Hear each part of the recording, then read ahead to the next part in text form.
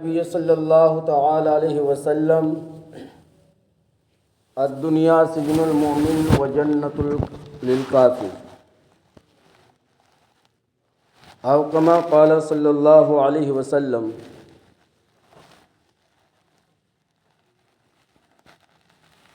محترم حضرات، اللہ تبارک و تعالیٰ کا بہت احسان کہ اللہ رب العزت ہم سب کو اپنے پاک گھر میں آنے کی توفیق مرحمت فرمائی۔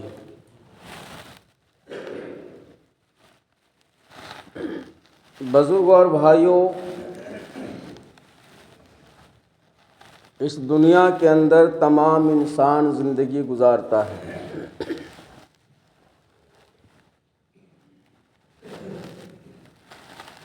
مسلمان بھی زندگی گزارتا ہے اور غیر مسلم بھی زندگی گزارتا ہے، مگر دونوں کے طریقے الگ الگ ہیں۔ مسلمان دنیا کے اندر زندگی گزارتا ہے آخرت والی زندگی کو سامنے رکھ کر، اور ایک غیر مسلم زندگی گزارتا ہے، وہ آزادانہ طریقے پر زندگی گزارتا ہے۔ دراصل دونوں میں فرق اس طرح ہے کہ ایک مسلمان چونکہ اس کے اندر ایمان ہے، اللہ اور اللہ کے رسول کو وہ مانتا ہے، عالم برزخ کو وہ تسلیم کرتا ہے، مرنے کے بعد دوبارہ زندہ ہونے کو تسلیم کرتا ہے، قیامت پر ایمان رکھتا ہے، آخرت کے دن کو یقین کرتا ہے۔ لیکن ایک غیر مسلم ان تمام چیزوں سے جو ہے بری ہے، وہ دنیا ہی کو آخری زندگی تصور کر لیا ہے۔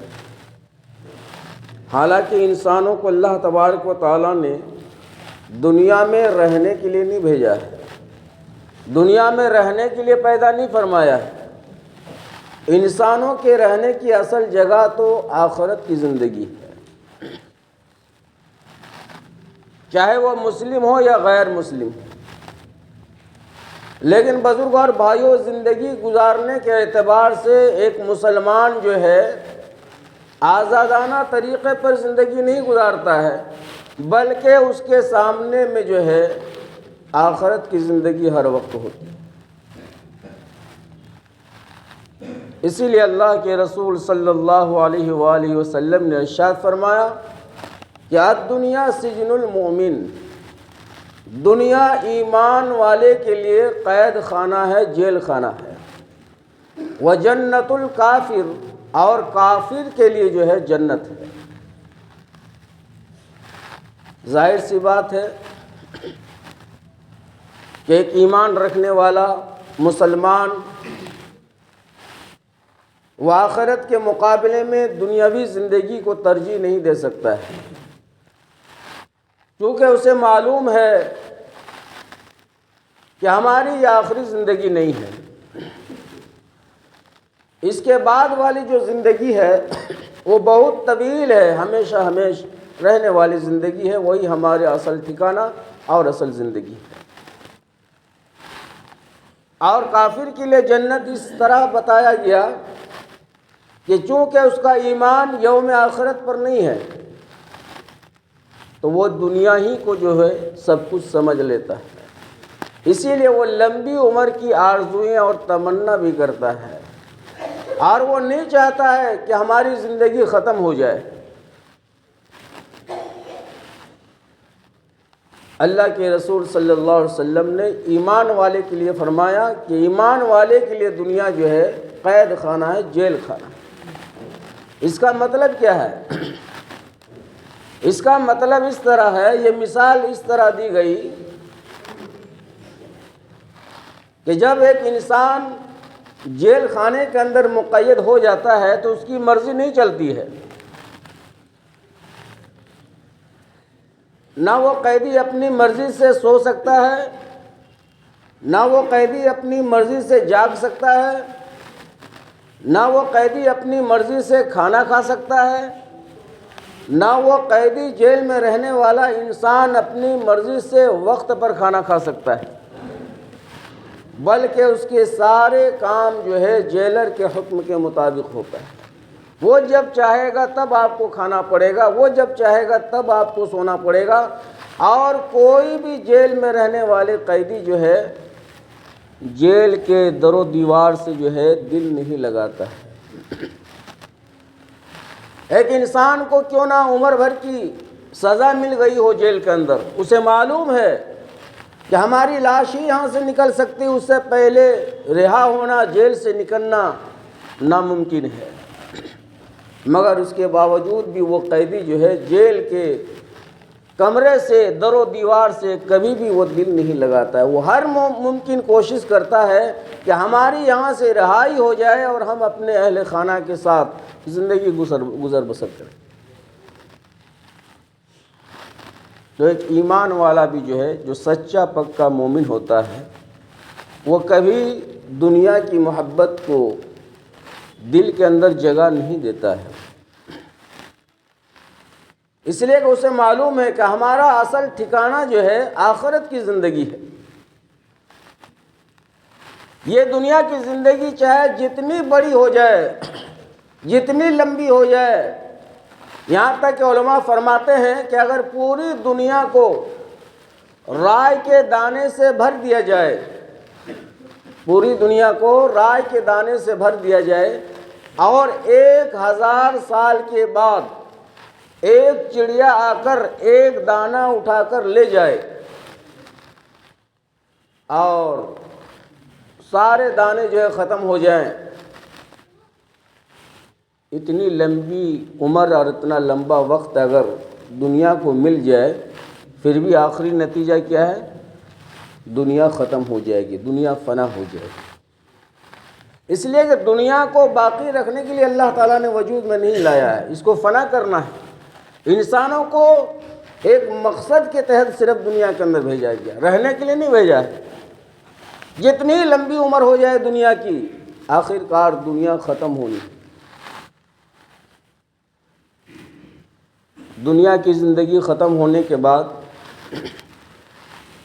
سب سے پہلا مرحلہ جہاں انسان جاتا ہے وہ ہے عالم برزخ، جسے قبر کہتے ہیں۔ وہ بھی ایک طویل زمانہ ہوا کرتا ہے، لمبا چوڑا وقت ہوتا ہے اس کا بھی زمانہ۔ اگر آدم علیہ السلام کے زمانے میں ایک انسان فوت ہوا ہے، انتقال ہوا ہے، تو وہ ابھی تک قبر میں ہے، اور کب تک رہے گا؟ جب تک اسرافیل علیہ السلام سور نہیں پھونکیں گے، قیامت نہیں آ جائے گی، اس وقت تک اسے جو ہے قبر میں رہنا پڑے گا۔ کتنا لمبا زمانہ ہے، کتنا لمبا وقت ہے، مگر پھر بھی جو ہے وہ وقت بھی، وہ زمانہ بھی ختم ہو جائے گا۔ اس کے بعد باری آئے گی میدان حشر کا، جب قیامت برپا ہو جائے گی۔ میدان حشر میں آدم علیہ السلام سے لے کر قیامت تک کے سارے انسانوں کو اکٹھا اور جمع کیا جائے گا۔ وہ وقت بھی بہت لمبا ہوگا، وہ زمانہ بھی بہت لمبا ہوگا، بہت بڑا ہوگا۔ قرآن نے فی یوم 50,000 سنہ سے اس کو تعبیر کیا ہے۔ اس وقت کا ذکر فرمایا قرآن نے کہ وہ وقت جو ہے 50,000 سال کا ایک دن ہوگا۔ میدان حشر میں جو لوگ جمع ہوں گے حساب کتاب کے لیے، وہ بھی بہت لمبا چوڑا وقت ہوگا اس کا، مگر اس کی بھی ابتدا ہے اور انتہا ہے، وہ بھی ختم ہو جائے گا۔ حساب کتاب ہوگا،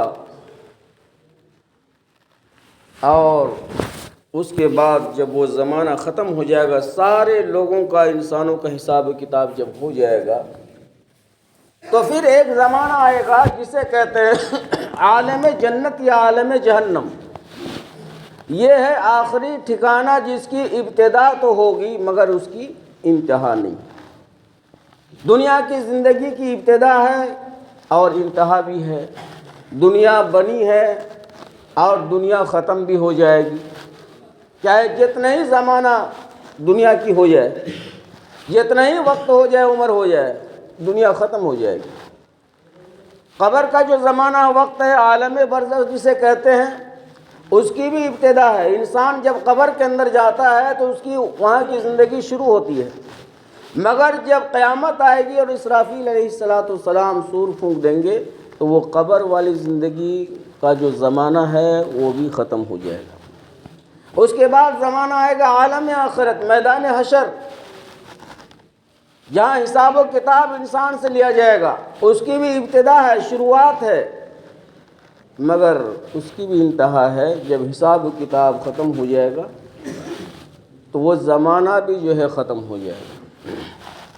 لیکن حساب کتاب کے بعد جو دو ٹھکانے ہیں، جسے جنت یا جہنم کہا جاتا ہے، اس کی ابتدا تو ہے کہ حساب کتاب کے بعد اللہ کے فرما بردار اور نیک بندے جنت میں چلے جائیں گے اور اللہ کے منکرین وہ جہنم میں چلے جائیں گے۔ اس کی ابتدا تو ہے، لیکن اس کے بعد اور کوئی زندگی نہیں، کوئی زمانہ نہیں، اب ختم ہونے والا نہیں۔ جس کو جہاں جانا تھا چلا گیا، اب ہمیشہ ہمیش کے لیے جو ہے جنت کے اندر نیک لوگ آرام اور عیش و عشرت کے ساتھ زندگی گزار۔ تو دنیا مومن کے لیے جیل خانہ ہے، قید خانہ ہے۔ آخرت میں اس کا بدلہ کیا ملے گا؟ جب یہی انسان ایمان والا، ایمان کے ساتھ اعمال صالحہ کا ساتھ دنیا سے چلا جائے گا تو سب سے بڑی اور انمول نعمت، جنت جیسی خوبصورت نعمت اللہ تعالیٰ مرحمت فرمائیں گے اس کے بدلے۔ اور پھر اس جنت کے اندر ایسی ایسی نعمتیں، بیش بہا قیمتی نعمتیں ہوں گی، وہاں پر اپنی حکومت چلے گی۔ کسی سے بتانے کی ضرورت نہیں ہے، آرڈر کرنے کی ضرورت نہیں ہے۔ وَلَكُمْ فِيهَا مَا تَشْتَهِي أَنفُسُكُمْ وَلَكُمْ فِيهَا مَا تَدَّعُونَ۔ جنت کے اندر صرف ہم چاہ لیں گے، دل سے خواہش کریں گے کہ فلاں پھل کھانے کی ہم کو خواہش ہو رہی، وہ پھل آپ کے منہ کے سامنے میں آ جائے۔ فلاں چیز کی ضرورت ہے، وہ حاضر خدمت ہو جائے گا۔ کسی کو فرمائش کرنے کی یا بتانے کی ضرورت نہیں ہے، چونکہ میرا بندہ دنیا کے اندر جو ہے جیل خانے میں رہ کر آیا۔ اب دنیا کے قیدی مسلمان کیسے ہیں؟ اس میں بھی کوالٹی ہے، سب قیدی نہیں ہیں۔ کچھ آزاد طبقے کے بھی ہیں جو غیروں کے شانہ بشانہ زندگی گزار رہے ہیں۔ قیدی کا مطلب کیا ہے کہ جیل خانے کے اندر اس کی مرضی نہیں چلتی ہے، وہ جیلر کے حکم کے پابند ہوتے ہیں، سرکار اور گورنمنٹ کے حکم کے وہ جو ہے پابند ہوا کرتے ہیں، اس کے مطابق اسے زندگی گزارنا پڑتا ہے۔ اگر وہ چاہے گا کہ ہم 11 بجے کھانا کھا لیں گے تو نہیں کھا سکتا ہے۔ وہ جو 2 بجے کا ٹائم ہے اسی ٹائم کھانا اسے ملے گا۔ وہ چاہے گا کہ آج تھکاوٹ ہے، نیند آ رہی ہے، تھوڑا مغرب بعد ہی سو جائیں، 7 بجے نہیں سونے ملے گا، 10 بجے رات کو اس کو سونے دیا جائے گا، یا جو جیلر کا سسٹم ہوگا اس کے مطابق جیل قیدی کو جو ہے چلنا پڑتا ہے۔ تو مومن کے لیے جیل خانہ کس طرح، کن مسلمانوں کے لیے ہے کہ جو اللہ اور اللہ کے رسول کے حکم کے مطابق زندگی گزارتا ہے۔ فجر کی اذان ہو رہی ہے، الصلاۃ خیر من النوم، عین سونے کا وقت ہے۔ موسم بھی اس وقت بہت پربہار ہوا کرتا ہے، گہری نیند آتی ہے، رات بھر انسان نہ سوئے لیکن 3-4 بجے کے بعد جو نیند آتی ہے وہ بہت خوبصورت نیند ہوا کرتی ہے۔ مگر ایک ایمان والا سمجھتا ہے کہ ہم جیل کے اندر ہیں، ہماری مرضی نہیں چلے گی۔ اللہ ہمیں بلا رہا اپنے پاک گھر میں، تمام خواہشات کو جو ہے بالائے طاق رکھ کر قربانیوں اور مشقتوں کے ساتھ جو ہے وہ اللہ کے گھر میں آ کر 2 رکعت نماز فجر ادا کر کے اللہ کے یہاں سرخ روئی حاصل وہ کرتا ہے۔ اس کا کھانا پینا رسول اللہ صلی اللہ علیہ وسلم کے طریقے کے مطابق، ہمارے نبی نے جس طرح کھانا سکھایا ہے، ہمارے نبی نے جس طرح سونا سکھایا ہے، ہمارے نبی نے جس طرح پہننا سکھایا ہے، ہمارے نبی نے جس طرح پینا سکھایا ہے، ہمارے نبی نے جس طرح بیت الخلاء میں جانے کا طریقہ بتایا ہے، ہمارے نبی نے جس طرح بیت الخلاء سے نکلنے کا طریقہ بتایا ہے، سواری میں سوار ہونے کا طریقہ بتایا ہے، ان تمام طریقوں کے مطابق وہ بندہ مومن زندگی گزارتا ہے۔ اسی لیے فرمایا کہ الدنیا سجن المؤمن، دنیا مومن کے لیے، مسلمان کے لیے قید خانہ ہے، جیل خانہ۔ آج دنیا سے بے حد ہماری محبت ہے، رگو پے میں دنیا کی محبت جو ہے پیوست ہو گئی، اور سوچ رہے ہیں بس آخری ٹھکانہ ہم سب کا یہی، تو پھر غیروں میں اور ہم میں فرق کیا ہے؟ پیارے آقا صلی اللہ علیہ وسلم ایک مرتبہ کھجور کی چٹائی پر سوئے ہوئے تھے، آپ کے رخسار مبارک پر، گال پر جو ہے کھجور کے چٹائی کے جو ہے نشان پڑ گئے۔ صحابہ کرام نے دیکھا تو دریافت کیا، یا رسول اللہ صلی اللہ علیہ وسلم، اگر آپ حکم دیں، اجازت دیں تو میں آپ کے لیے نرم اور گرم بستر کا انتظام کر دیں۔ رسول اللہ صلی اللہ علیہ وسلم نے ارشاد فرمایا کہ اے لوگو، ہمیں دنیا سے کیا لینا دینا ہے؟ دنیا کی مثال اور ہماری مثال تو اس طرح ہے کہ جیسے کوئی مسافر جون جولائی کے مہینے میں سخت شدت کی گرمی میں کہیں سفر کر رہا ہو، اور دھوپ کی تپش سے اور گرمی سے بچنے کے لیے کسی سایہ دار درخت کے نیچے میں تھوڑی دیر کے لیے لیٹ جائے، بیٹھ جائے، اور پھر اپنا سفر آگے کو چلتا بنے، تو ایسی ہماری مثال ہے۔ ہمیں نرم اور گرم بستر کی ضرورت نہیں۔ اللہ تعالیٰ نے تو بہت بڑے بڑے آفر کیا تھے نبی صلی اللہ علیہ وسلم کہ اگر آپ حکم دیں تو یہ جو مکے کے اندر احد پہاڑ ہے، اس کو ہم سونا کا بنا دیں، اور صرف سونے کا نہیں بلکہ ایسا بنا دیں گے اس پہاڑ کو سونے کا کہ آپ جہاں بھی تشریف لے جائیں گے وہ پہاڑ بھی آپ کے پیچھے پیچھے چلتا رہے۔ میرے نبی صلی اللہ علیہ وسلم نے کیا جواب ارشاد فرمایا، اے پروردگار عالم، میں تو چاہتا ہوں کہ تو ایک وقت مجھے کھانا کھلائے اور ایک وقت میں بھوکا رہوں، کہ جب میں تیرا کھانا کھاؤں تو میں تیرا شکریہ ادا کروں، اور جب بھوکا رہوں تو میں صبر سے کام لوں۔ آج ساری نعمتیں ہونے کے باوجود، تمام نعمتوں کو استعمال کرنے کے باوجود، ہم اللہ کے حکم کو کتنا مان رہے ہیں؟ ہماری بات تو جمعہ پر ختم ہو جاتی، امید پر جو ہے زندگی گزار رہے ہیں، ابھی وقت کافی باقی ہے، روزانہ دیکھ رہے ہیں زندگی میں کئی مرحلے ایسے آتے ہیں۔ ابھی 2 روز قبل محلے کے ایک نوجوان چلا گیا دنیا سے، کوئی زیادہ عمر کے وہ نہیں تھے، وہ شادی شدہ نہیں تھے، وہ کسی کے وہم و گمان میں بھی نہیں تھا۔ ہم میں سے بھی کوئی اپنے بارے میں نہیں جانتا ہے کس کی کب موت آئے گی۔ ابھی بہت کچھ سوچ رہے ہیں کہ جمعہ کے بعد یہ کریں گے، وہ کریں گے، کھانا کھائیں گے، وہاں جائیں گے، ڈیوٹی میں جائیں گے۔ کس کے مقدر میں اللہ نے کیا لکھا ہم میں سے کوئی نہیں جانتا ہے، وہ چلے گئے دنیا سے۔ تو نوجوانوں، امید پر زندگی مت گزارو کہ وقت ابھی بہت پڑا ہے۔ جو وقت اللہ نے دے رکھا ہے اس کو غنیمت سمجھو، اور ابھی سے آخرت کی تیاری شروع کر دو، ورنہ پھر جو ہے آنکھ بند ہونے کے بعد بہت ہی زیادہ پچھتانا پڑے گا، شرمندگی کا آنسو بہانا پڑے گا، جو سب کچھ لا حاصل ہے۔ تو آج ہم لوگ دنیا کو سب کچھ سمجھ بیٹھے ہیں، حالانکہ اللہ کے رسول نے فرمایا کہ دنیا مسلمان کے لیے قید خانہ ہے، لیکن ہم جو ہے قید خانہ نہیں سمجھ رہے ہیں۔ ہم اپنی مرضی سے کھائیں گے، اپنے طریقے سے ہم کھانا کھائیں گے۔ ایک سنت ادا کرنا کوئی بہت بڑی بات نہیں ہے۔ کھانا چاہے زمین پر بیٹھ کر کھا لیں، چاہے چیئر میں بیٹھ کر کھا لیں، چاہے چارپائی اور پلنگ پر بیٹھ کر کھا لیں، آپ کی مرضی ہے۔ مگر اس کو اگر ہم سنت نبوی کے نقشے پر ڈھالنا چاہتے ہیں، اس کو باعث ثواب بنانا چاہتے ہیں، تو تھوڑی سی مشقت کرنا ہے کہ زمین پر بیٹھ کر دسترخوان بچھا کر اس کے اندر ہم جو ہے کھانا کھائیں۔